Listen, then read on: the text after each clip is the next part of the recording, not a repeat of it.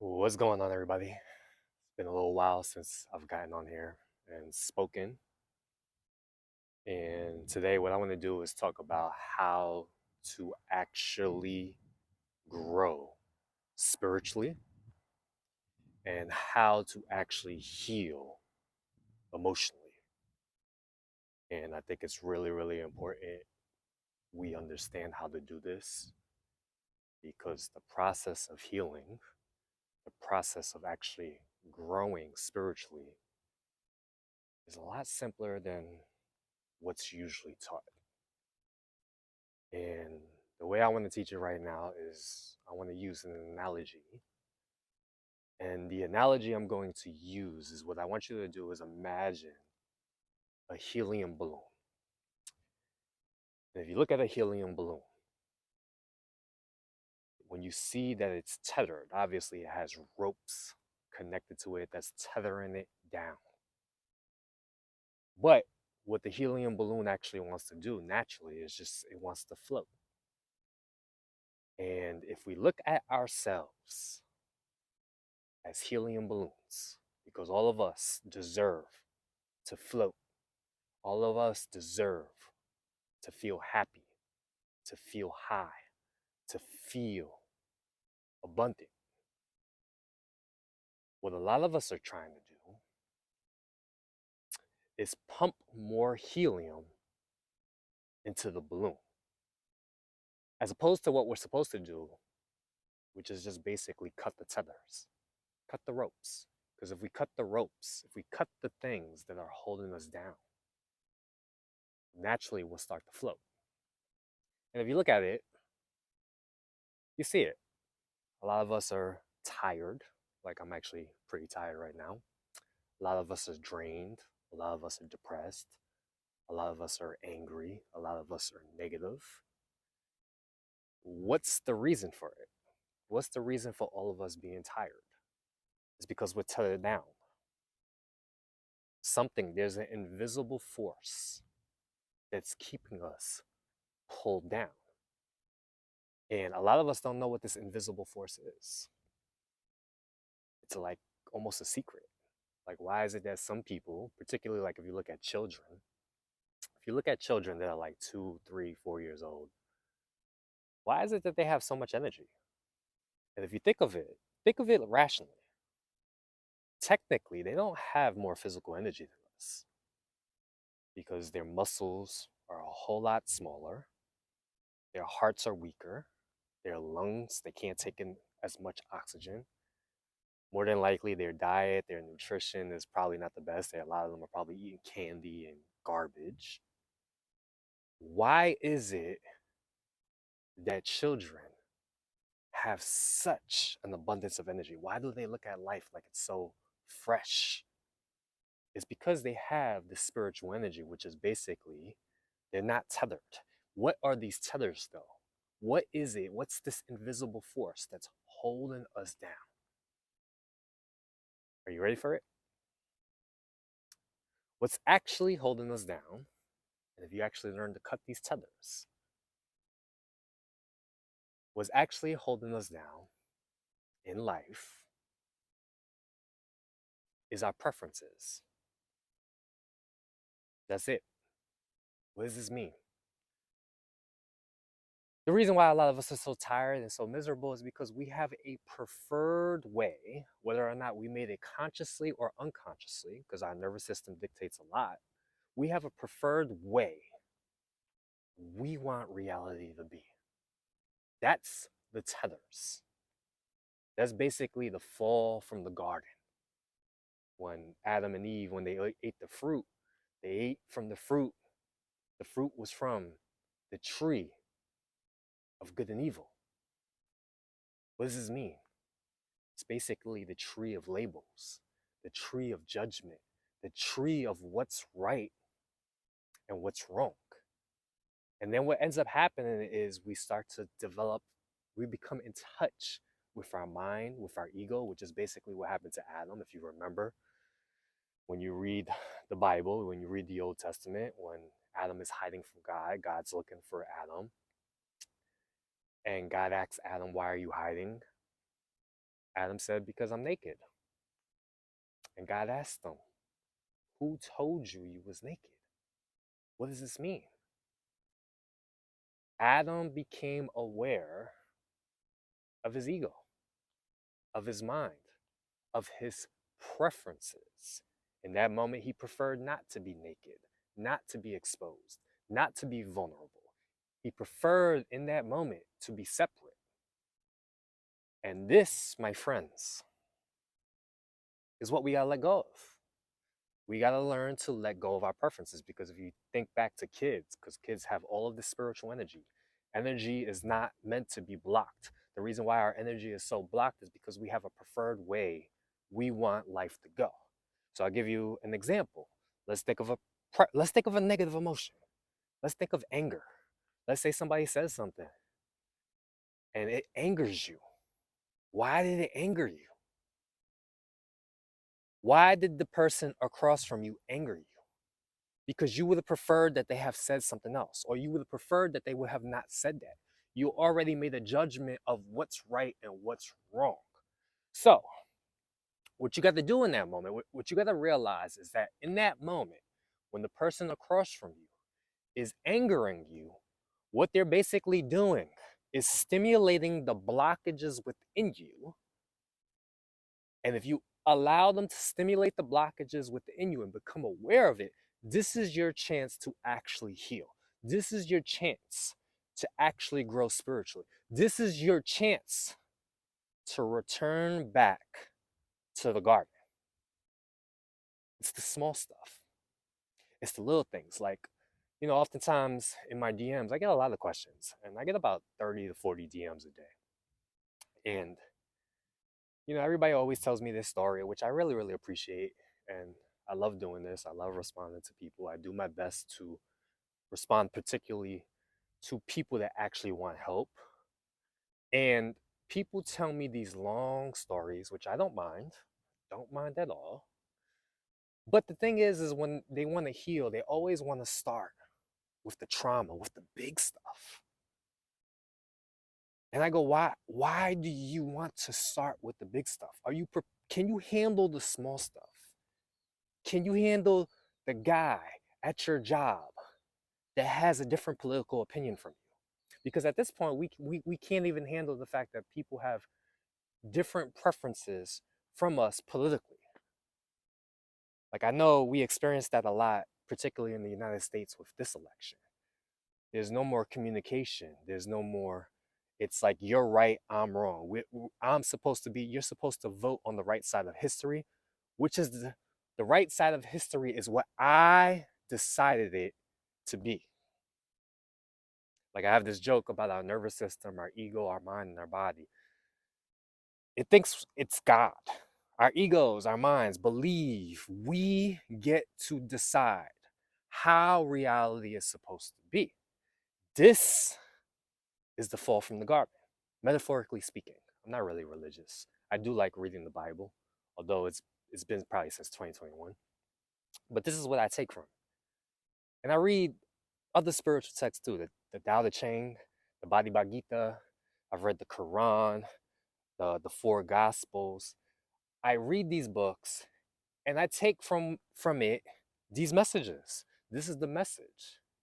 Let go of your preferences. And this is how you grow spiritually. This is how you return back to the garden. This is how you heal. But you have to learn to do it with the small stuff. If you go to the gym and you've never worked out before, I can't expect you to lift 135 pounds on the bench press. I got to start you with maybe a dumbbell. Start with the small stuff and work your way up. But a lot of people, when they come to me or they DM me, they want to start with the big stuff, the trauma, the things that happen to. They want to deal with this big stuff, but I always ask them, and it frustrates people because I say, well, how do you handle the driver in front of you when he cuts you off? Can you handle that? How do you handle when you're running a little late to work? How do you handle when you go into the house and your spouse doesn't talk to you, and usually you prefer them to greet you at the door? or have dinner ready. How do you handle that? And I guarantee you 99.9999999% of people can't handle it. What they're gonna want to do is what happens, let's say, with the spouse. You go inside and you're used to, you have a preferred way that the spouse is supposed to greet you. Usually they're friendly. They'll say, hey, babe, how's things going? How was your day? But today you walk in and they don't do that. They're just sitting on the computer or they're watching TV or maybe they're just ignoring you. What's gonna happen is you're gonna feel a disturbance, a blockage. Remember, what are your blockages? What are your tethers? Your preferences, because you prefer that your spouse greets you a certain way. You've made a decision. This is how they're supposed to greet me. Remember, your nervous system, your ego, they're very, very selfish. It believes it gets to dictate reality. So, what happens is you walk in the house, the spouse doesn't greet you a certain way, you feel the disturbance, and you're gonna wanna do one or two things. Either you're gonna wanna go argue with the spouse and say, how dare you? You're going to want to fight, or you're going to try to avoid it and run away from it. This disturbance is going to start to control you. This tether is going to start to control you. What you have to do in that moment is when you get in the house and they don't greet you in a particular way, the disturbance is going to happen. You're going to feel it. And I talk about this on this page all the time. How do you know it's there? You feel it in the physiology, your head, your body. You start to feel the tension.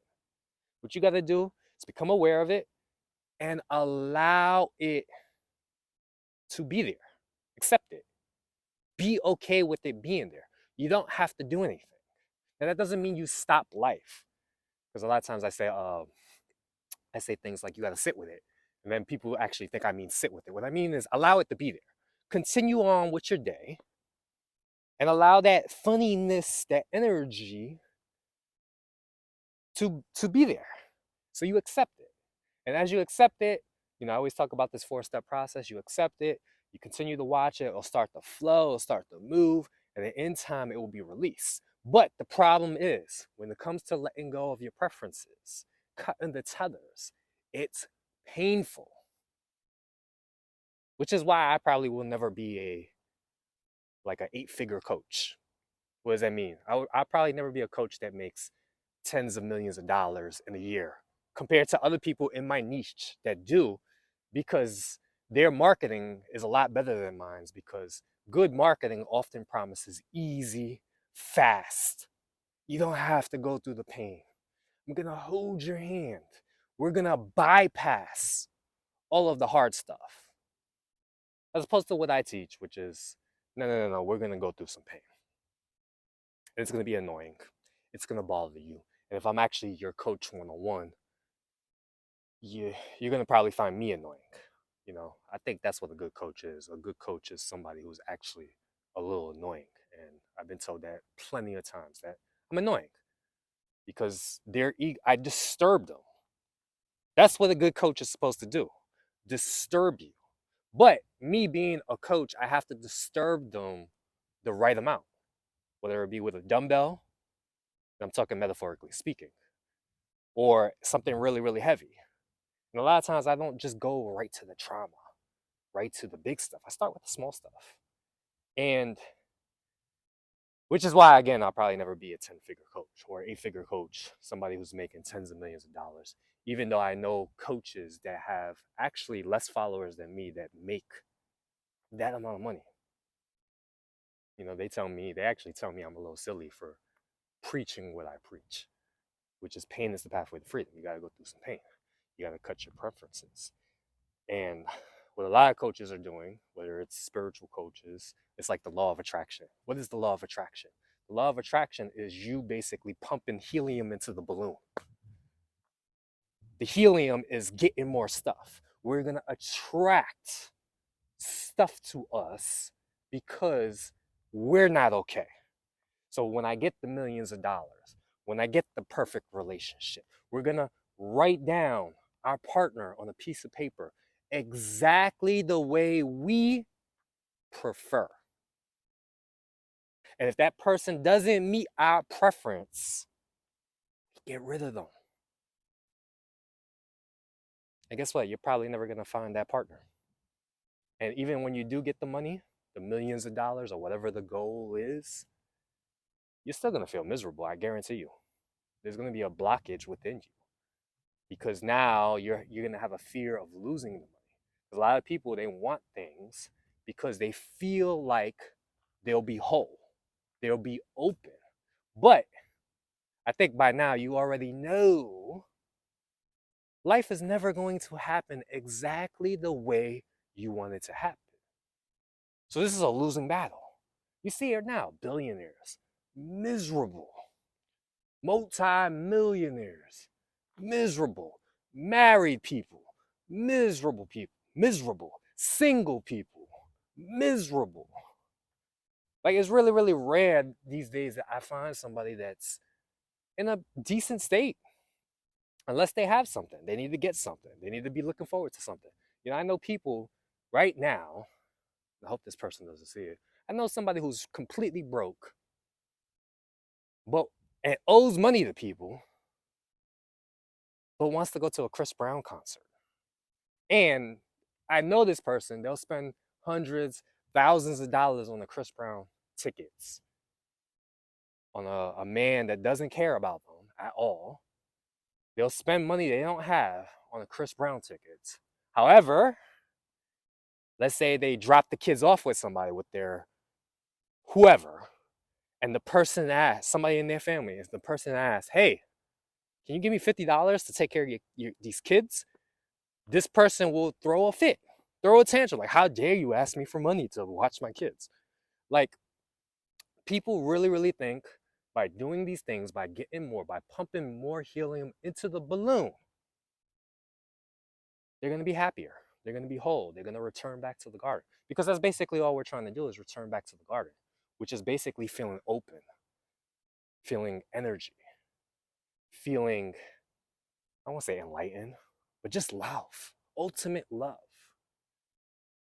And I think, hopefully, if you're in your 30s or 40s, I'm 36, because I'm starting to realize this more and more, is the more I get, not saying it doesn't, it just eventually just feels normal. Like this right now, I'm making a good amount of money doing what I'm doing. It's getting to the point where it was exciting when I was making good money, but it feels kind of normal now, just regular. It's not like, oh my God, I'm enthusiastic. That's why, I have a problem sometimes with the law of attraction people. It's like, oh, you need to be grateful and feel into the vibration.